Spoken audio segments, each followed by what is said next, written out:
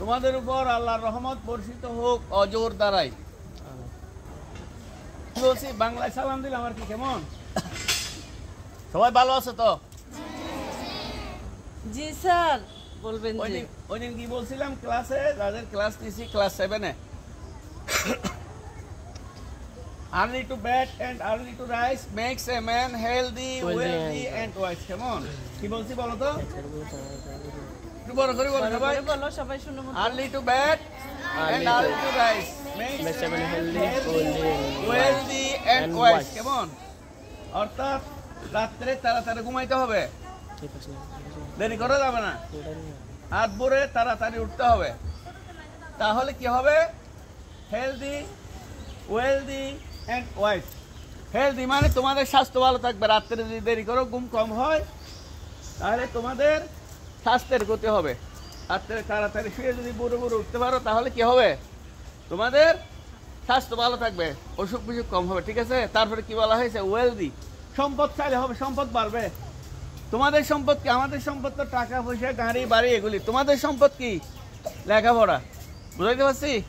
তোমাদের সম্পদ লেখাপড়া, ছাত্রছাত্রীদের। তোমরা যত বেশি জ্ঞান আহরণ করবে, যত বেশি ভালো রেজাল্ট করবে, যত বেশি কষ্ট করবে, তাহলে কি হবে? তোমাদের সম্পদ বাড়বে। এই সম্পদ বাড়লে তোমরা বড় হয়ে প্রফেসর হবে, টিচার হবে, অফিসার হবে, ডাক্তার হবে, ইঞ্জিনিয়ার হবে, উকিল হবে, ব্যারিস্টার হবে, এইভাবে হবে। ঠিক না? এই আর হাসাই আমি না। হ্যাঁ, আর কি বলছি? ওয়াইজ কি হয়? তিনটা লাভ হয়। ওয়াইজ মানে জ্ঞানী হয়। বড় বড় উঠলে মানুষের জ্ঞান বাড়ে। কেমন? আর রাত্রের পড়ার সকালের পড়া ব্যস্ত। রাত্রে তুমি 2 ঘন্টা ভরে যেটা অর্জন করবে, সকালে সেটা 1 ঘন্টায় কাজ হয়ে যাবে। কেননা সকালে কোনো আওয়াজ নাই, গাড়ি ঘোড়ার আওয়াজ নাই, ধোঁয়া নাই। আবার সকালবেলা ওই যে সন্ধ্যায় যেমন তুমি পড়তে বসছো, দেখা যাচ্ছে মেহমান চলে আসছে, অথবা বলতেছো বিয়েতে যাইতে হবে, কোনো ঝামেলা নাই। সকালবেলা মেহমান আসে ভোরে ভোরে ভোরে, কোনো ঝামেলা নাই, কোনো আওয়াজ নাই, গাড়ি ঘোড়ার আওয়াজ নাই। এই কারণে সকালে পড়ে নেবা। সকালে পড়ে নিলে দিনের বেলায় যা হোক, যত কিছু হোক, তোমার আর পড়ার, তোমার সম্পত্তি অর্জন হয়ে গেছে, তোমার আসল কাজ হয়ে গেছে। আর যারা এখন ফাঁকি দিবে, লেখাপড়ায় ফাঁকি দিবে যারা, তারা কি হবে? তারা বড় হইলে কষ্ট পাবে। আমাদের সমবয়সী অনেকে যারা লেখাপড়ায় ভালো করতে পারে না, অনেকে রিক্সা চালায়, অনেকে কষ্ট করতেছে, অনেকে ডেলি কাজ করতেছে। কিন্তু আমরা যারা কষ্ট করে লেখাপড়া করেছি, পড়া মুখস্থ করেছি, আমরা এখন ভালো অবস্থানে আছি। ঠিক না? এরকম এটা মাথায় রাখবা। তোমাদের আব্বু আম্মা তো সবসময় থাকবে না, থাকবে? আমাদের আব্বু আম্মা এখন চলে গেছে। আমরা যদি তখন ফাঁকি দিতাম, এখন কষ্ট হইতাম, আমার আব্বু আম্মা দেখতেও না।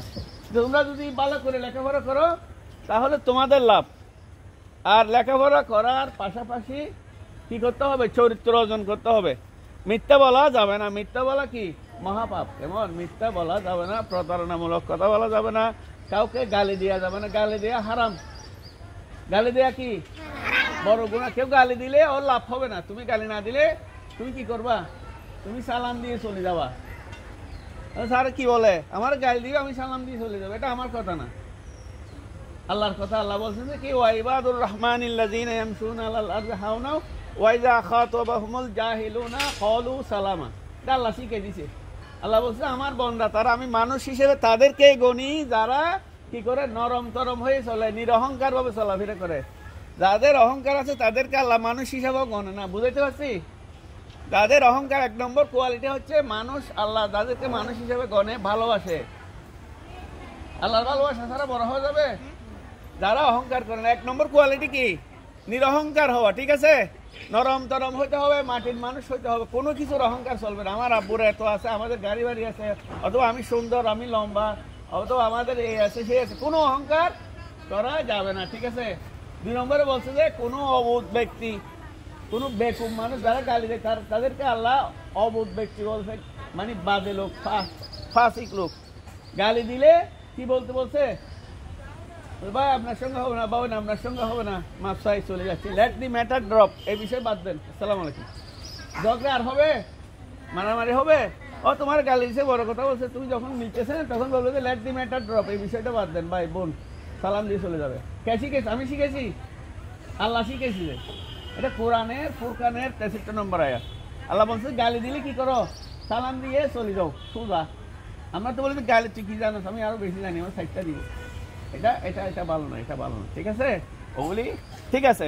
এখন তোমরা ভালো করে লেখাপড়া, যারা কষ্ট করবে লেখাপড়া করবে তারাই মানুষ হবে, বুঝাইতে পারছি? ভালো থেকো, আল্লাহ তোমাদেরকে ভালো রাখুক। আসসালামু আলাইকুম ওয়া রাহমাতুল্লাহি ওয়া বারাকাতুহু।